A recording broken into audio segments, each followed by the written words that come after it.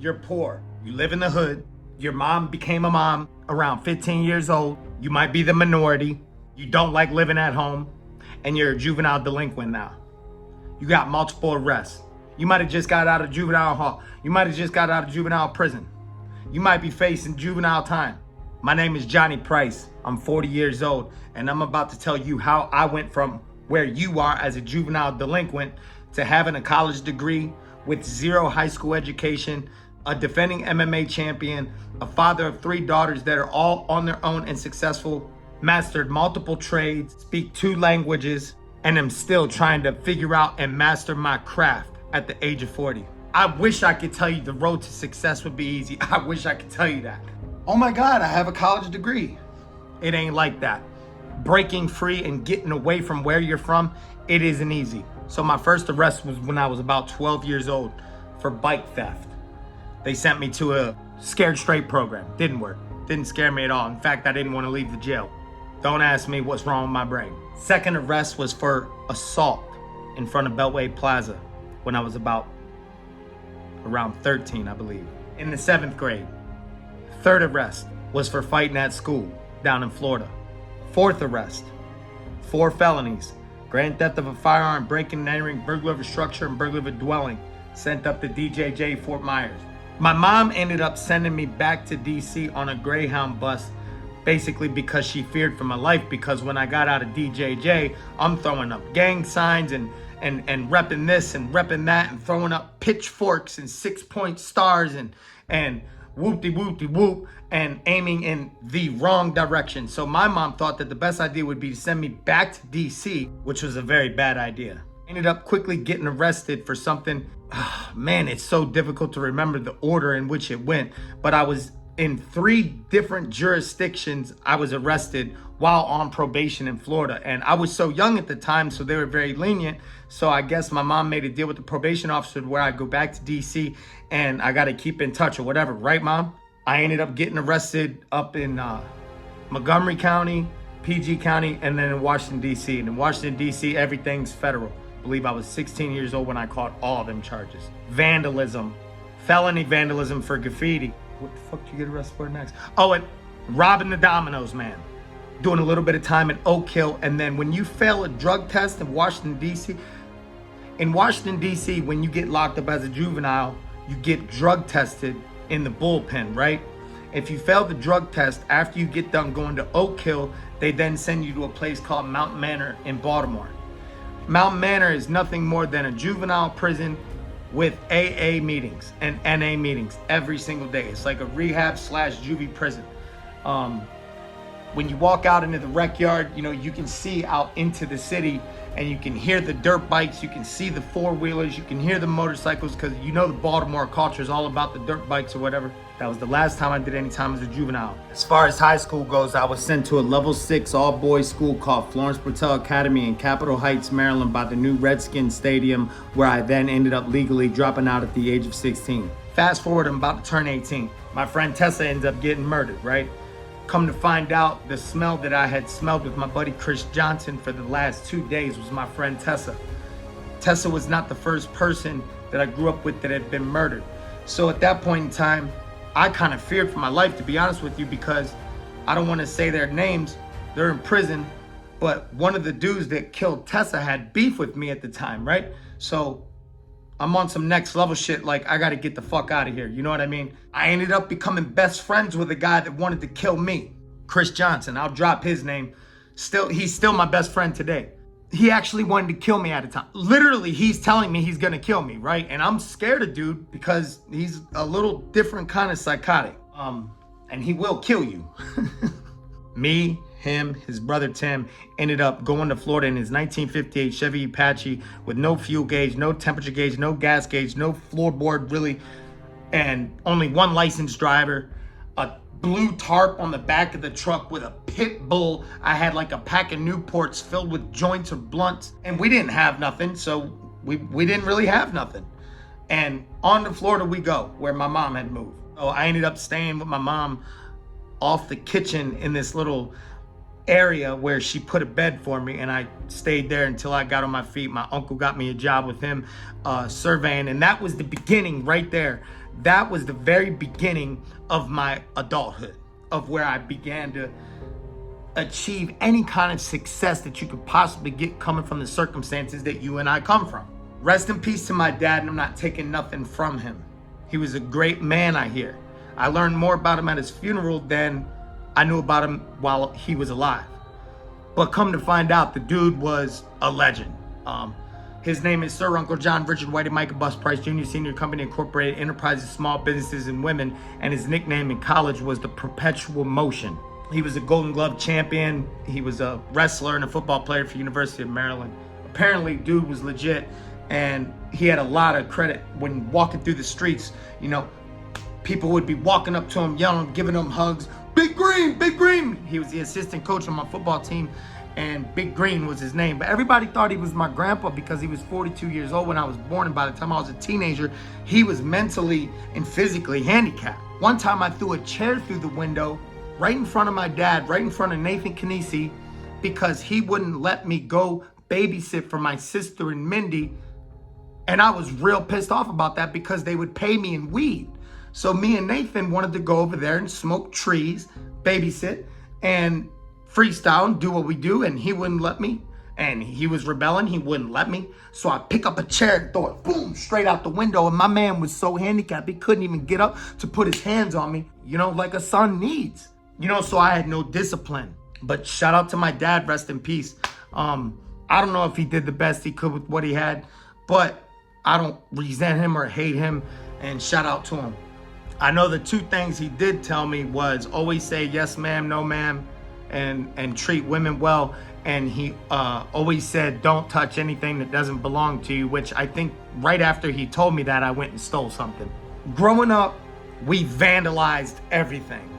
If anybody from Greenbelt is watching this video, they grew up with me, James, Mullane, Vinny, Osborne, anybody, please, in the comments, did we or did we not destruct anything and everything we could possibly destruct?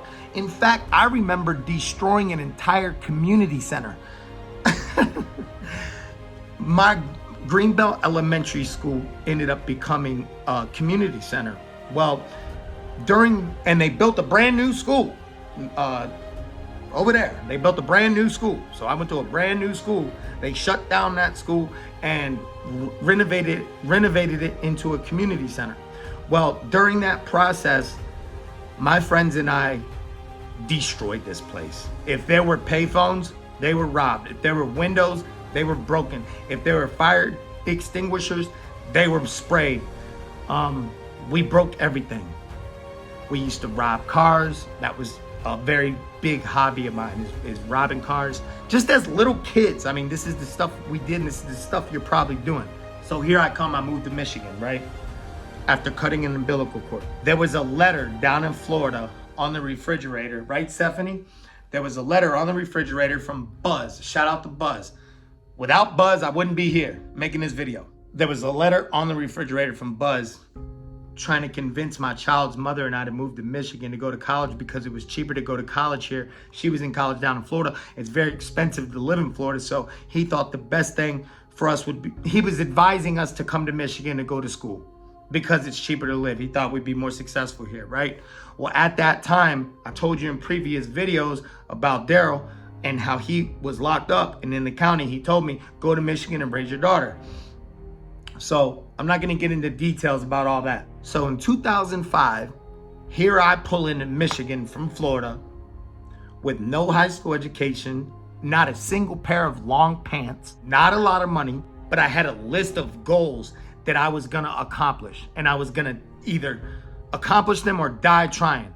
So I'm fresh out of Florida, I'm in Michigan, I don't have any pants on, I'm shoveling snow with a spade shovel and a pair of shorts, right?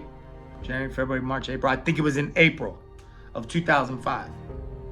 And I'll never forget the winter going away and springtime is here.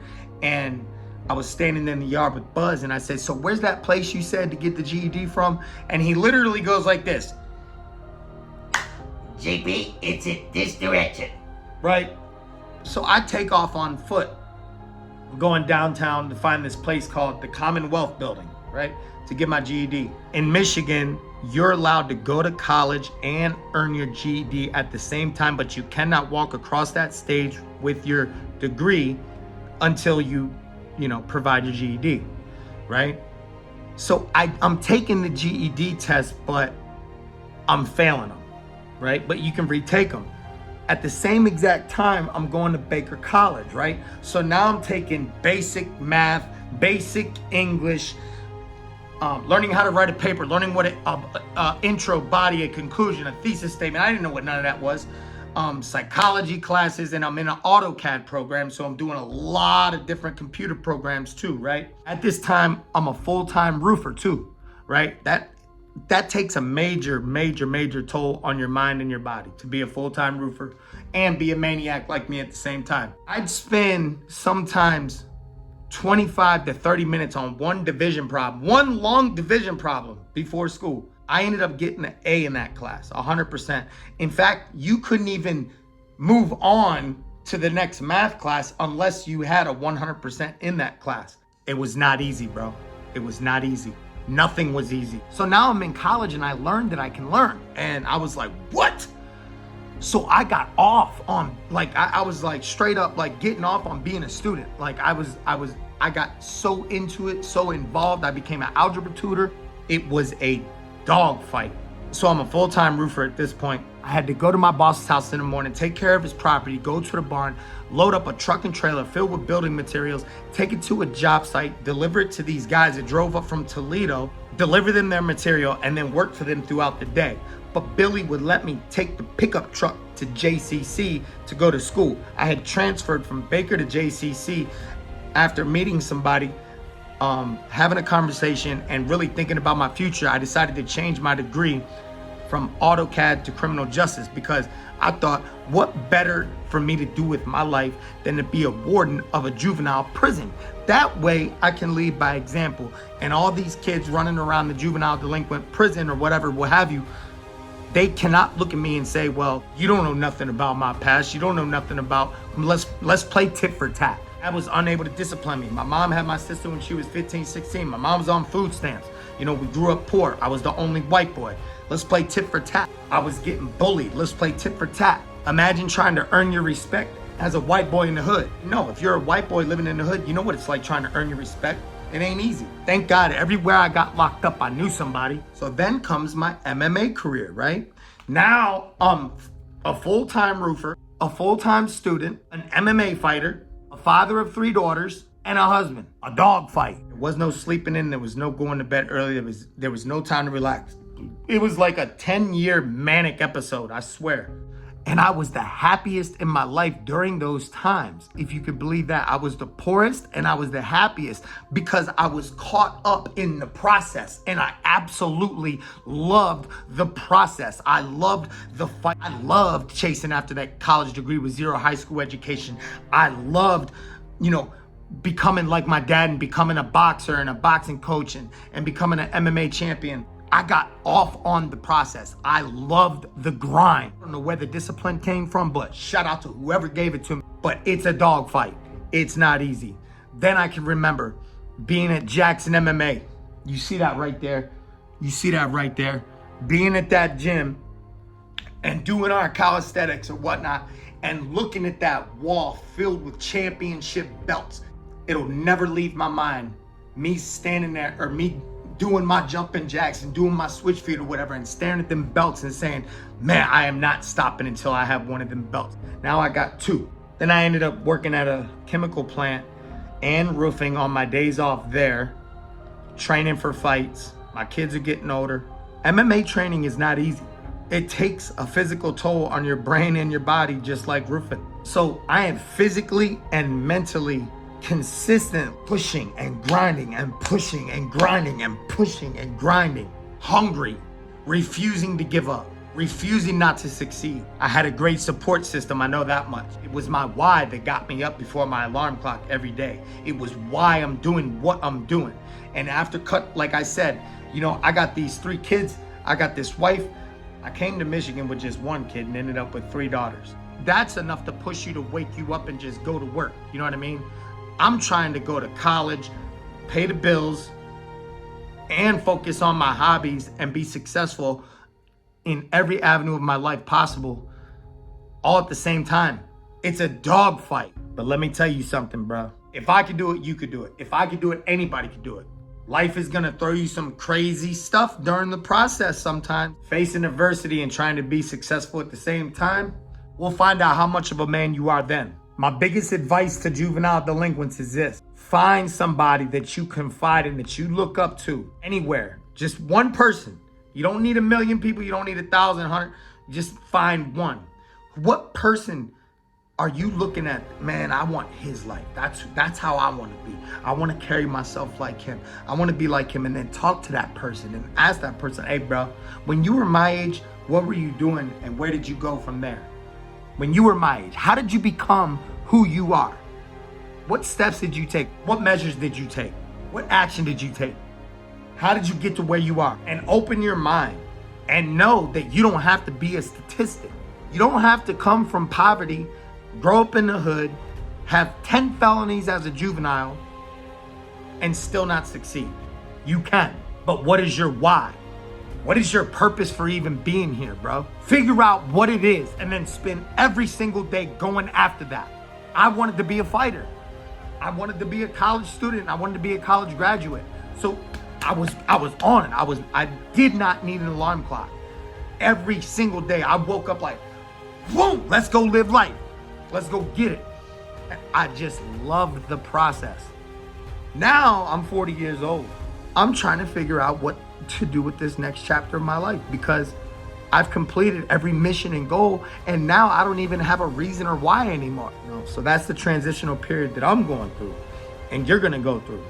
You get to a point, you plateau, you feel like you plateau, and I feel like I'm doing something wrong. I have a wonderful job with a pension, free insurance that's better than the cardiovascular surgeon giving you a heart transplant, time and a half after 8 hours, time and a half on Saturdays, wonderful people to work for that actually really genuinely care about you. And I feel like I'm doing something wrong. Like my kids are grown, doing their own thing on good terms. Bought a house with my ex-wife. We sold it. I went to college. I graduated. I wanted to be an MMA fighter. I succeeded. I wanted to be an over-the-road truck driver and own my own truck. I did that. What am I gonna do now is the big question. Hey, look, the purpose of this video is for all you kids out there that are going through it spiritually, mentally, emotionally. If you're staring at me right now watching this video, I know something about you. If you're still watching this video, I've been through something you've been through. And best believe, if the mind is willing, the body will follow. What is your why? Get involved with a positive group, bro.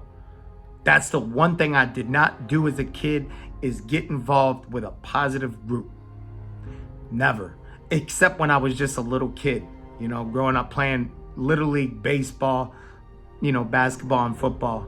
But, after that adolescent stage and jumping off the porch, it was all bets were off. There's no excuses to not be successful. None. Look at E.T. Look at Les. I know so many people that have been to prison for 10 plus years and are millionaires today. I know a lot of people that have been in prison for 5 years. Brandon Sanford, he's hands down the biggest success story I know. He went to prison for 5 years, gets out of prison, becomes a college student and an MMA fighter, gets a business degree. I don't know how many belts dude has, and now gets paid to teach people how to fight in the state of Florida, loving life. Grew up poor just like you. Came from the hood just like you. Has a whole bunch of felonies before the age of 18 just like you. Has friends that got killed just like you. Has friends that OD'd just like you. But he didn't use any excuse in this world not to succeed. He figured out what he wanted out of life and he went and got it. You figure out what you want in life and you go get it.